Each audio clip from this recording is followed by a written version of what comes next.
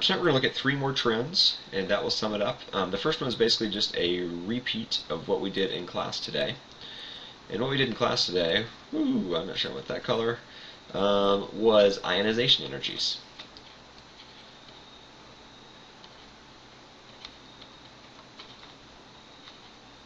Ionization energy. And again, I think the ChemQuest does a pretty good job of explaining it. However, what is ionization energy? It is the energy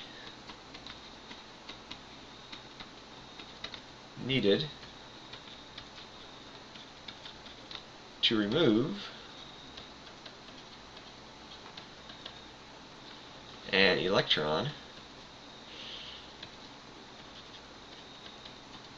from an atom.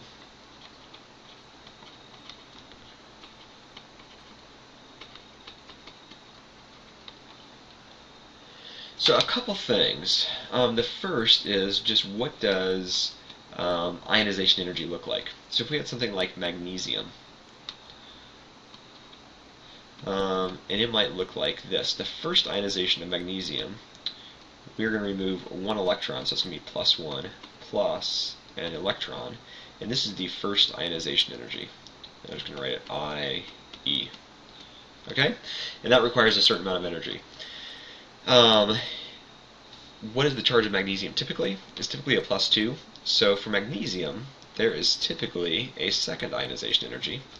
So now that one electron is gone, we can remove a second electron. And it doesn't lose 2 at one time, but it's really going to do this in 2 separate steps. And this is the second ionization energy. And first thing we're going to look at is just which of these is really a larger energy? Is the first ionization or second energy?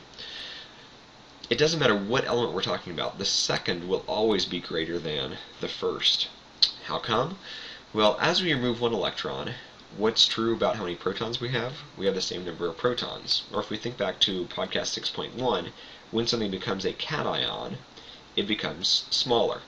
So these electrons that are, I guess magnesium has 12 protons, attracting 12 electrons. Once we remove 1, we have 12 protons attracting 11 electrons. So it's attracting them more strongly. So it's going to take more energy to remove a second electron because there's a greater effective nuclear charge attracting the remaining electrons. Alright? And then third ionization energy would be even greater, fourth even greater. And then typically there's big jumps. And the big jumps happen once one of these metals looks like the noble gas. So for magnesium,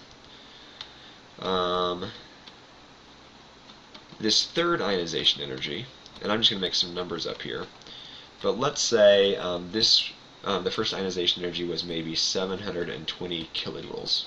I don't know what it's supposed to be. The second ionization energy would probably be somewhere around 1200 kilojoules. And again, I'm just making these kilojoule numbers up. But the third ionization energy would be something ridiculous, like maybe 6700 kilojoules. Okay? So the first one we can knock off fairly easily. The second one takes more energy than the first, but still it's reasonable. And then the third one is going to be 5-6 times as great as the second. How come? Because now that it's Mg2+, it is very stable because it has a noble gas electron configuration. Okay? So if we look at the actual trends, let's look at group trend first. So group.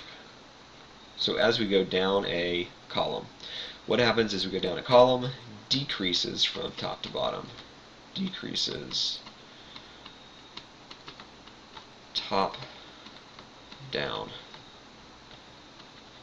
So highest ionization energies are at the top, lowest ionization energies are at the bottom.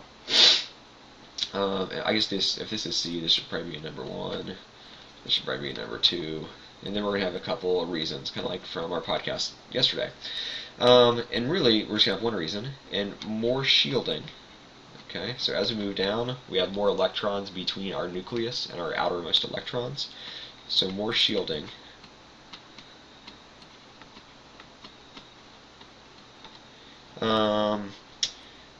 Lowers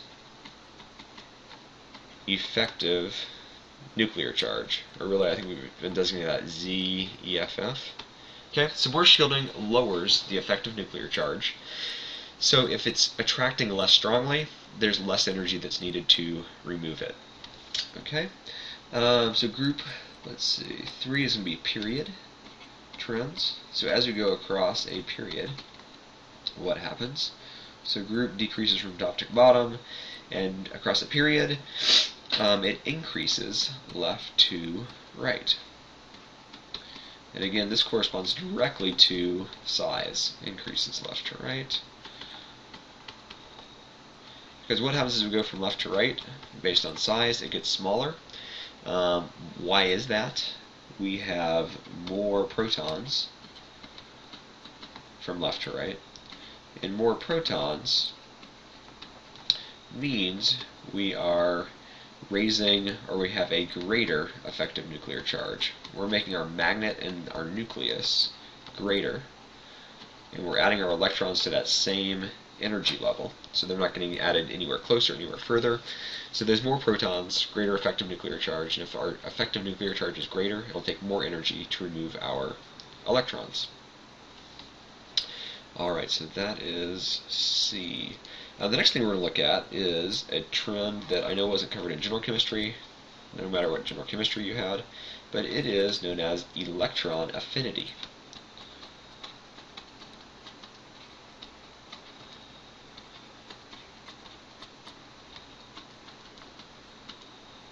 Alright, so electron affinity. And what is electron affinity? Electron affinity is the energy absorbed or released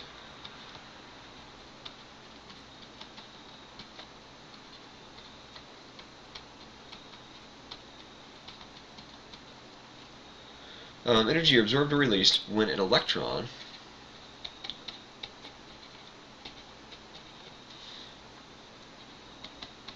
is added to an atom.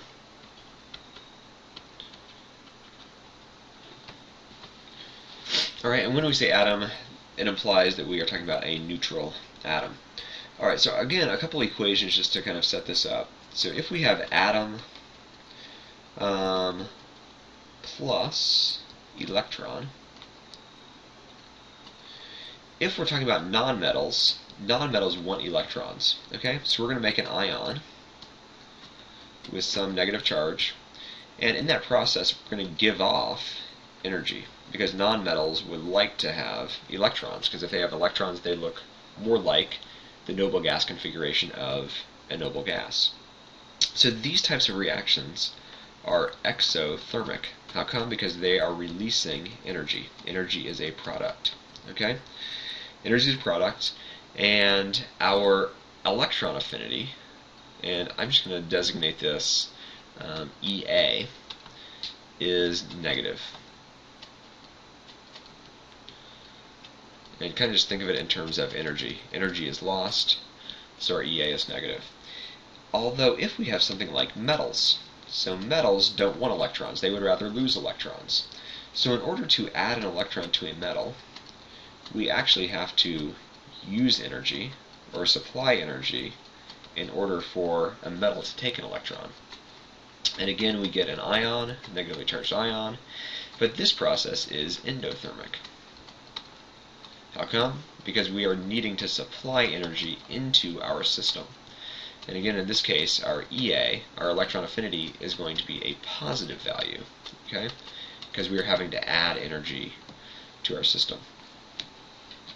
And as far as trends go, we'll just keep this the same. Group trend. So down a column, there is none. No group trends. Depending on the group, it might get larger, it might get smaller, but there is no periodic or group trend. There is a periodic trend, there's no trend within our periodic table. Across a period, however, this is fairly obvious, because nonmetals, which are on the right side, are negative, and metals, which are on the left side, are positive. So what happens? It decreases from left to right. or it really goes from positive values to negative values, decreases from left to right, from L to R. Alright, so our last thing we're going to look at is electronegativity. Electronegativity. And electronegativity is going to lead right into bonding, which is our next unit. So it's again our last trend, electronegativity. Usually it's just abbreviated EN. And electronegativity is defined as the ability of an atom to attract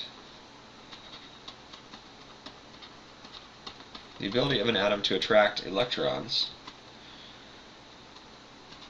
from other atoms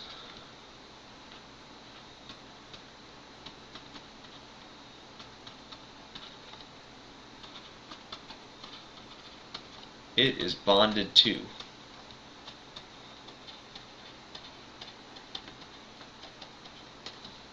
Alright, so that is how we define it.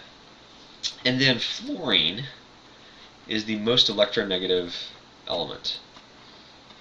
And fluorine, just arbitrarily, is assigned a value of 4.0 on the electronegativity scale. Okay? If we think of noble gases, do noble gases want any kind of electron? No, they are stable the way they are. That's why they don't really react with anybody. So when it comes to electronegativity, we're just going to ignore the helium, neon, argon, so on. All the noble gases, we pretend they are not part of the periodic table.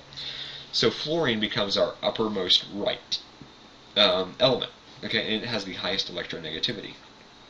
So if we look at group trends, group trend, so down a column, our group trend is decrease top down.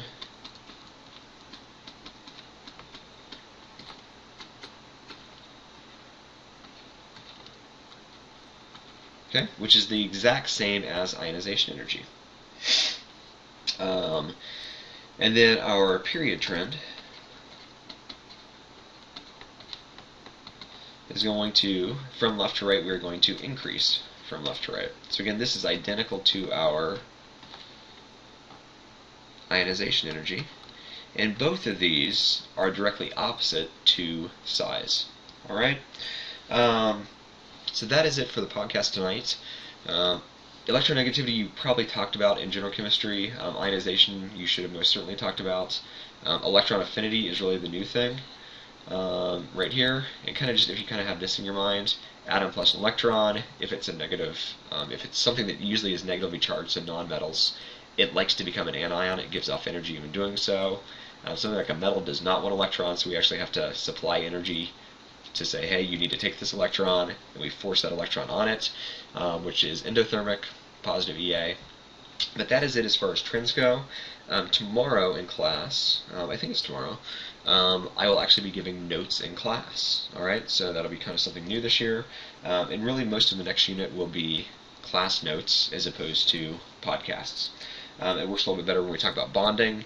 It's a little more interactive as we start putting molecules together and looking at various geometries. So anyways, have a great night, and that is your podcast for tonight.